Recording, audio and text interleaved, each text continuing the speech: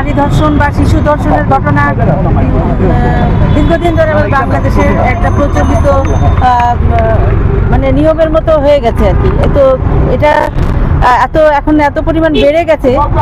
বাড়ার কারণ হচ্ছে যে আপনার আসলে বিচার হয় না, সুষ্ঠুভাবে বিচার হয় না। দেখা যায় যে যারা অপরাধী থাকে তারা আইনের ফাঁক দিয়ে অথবা কোনো প্রভাবশালী মহলের ছত্রছায়ায় তারা আসলে বেরিয়ে আসে, তো এদের বিচার হয় না। তো আমরা এখন বৈষম্য বিরোধী ছাত্র আন্দোলনের ব্যানারে আমরা বাংলাদেশে ফ্যাসিস্ট সরকারকে মুক্ত করতে পেরেছি। আমাদের এই বর্তমানে আমাদের এই বৈষম্য বিরোধী আন্দোলনের প্রেক্ষাপটে আমাদের যে বর্তমান অন্তর্বর্তীকালীন সরকারের কাছে চাওয়া যে সমাজের কোনো বৈষম্য থাকবে না, সেখানে নারী পুরুষের কোনো বৈষম্য থাকবে না।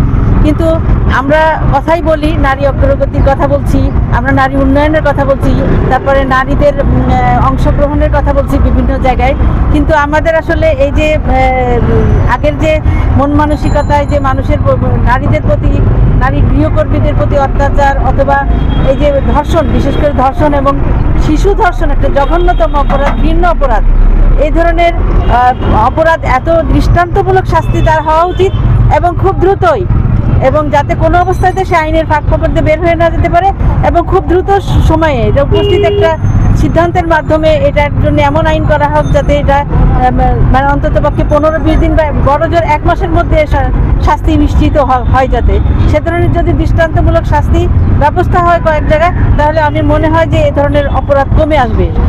তাদেরকে যেন স্কুলে শেখানো হয় যে কিভাবে নিজেকে প্রোটেক্ট করতে হয়, বা ব্যাড টাচ গুড টাচ বলতে আমরা যেটা জানি ওইটা যেন শেখানো হয়। আর আমি মাদেরকে বলবো যে ওনারা যেন কখনোই নিজের সন্তানের প্রতি হওয়া অন্যায়কে প্রশ্রয় না দেন, এবং ওনারা যেন সবাইকে বলেন, ওনার ফ্যামিলি থেকে যদি কেউ এরকম করে তাহলে যেন এটা প্রতিবাদ করেন এবং সবাইকে বলেন যে এটা হয়েছে।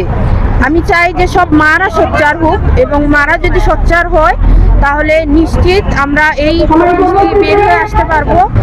আর আমি চাই যে আমরা দেখেছি বাংলাদেশে অনেক আইন পরিবর্তন হচ্ছে, আমি চাই আমরা জীবিত থাকা অবস্থায় ফাঁসি দেখতে চাই। আর শুধু যারা ধর্ষণ করে বা ওদের না, যারা ওনাদেরকে সাহায্য করেন আইনতভাবে ওনাদেরকেও যেন সাজা দেওয়া হয়। ওনাদেরকে যারা সাপোর্ট করেন ওনাদের যদি শাস্তি হয় তাহলে আমার মনে হয় এই জিনিসটা কমবে। প্রত্যেকটা মানুষের এই প্রতিবাদ শুধু জেলা সবার প্রত্যেকটা ঘরে ঘরে সবার এই প্রতিবাদ করা উচিত।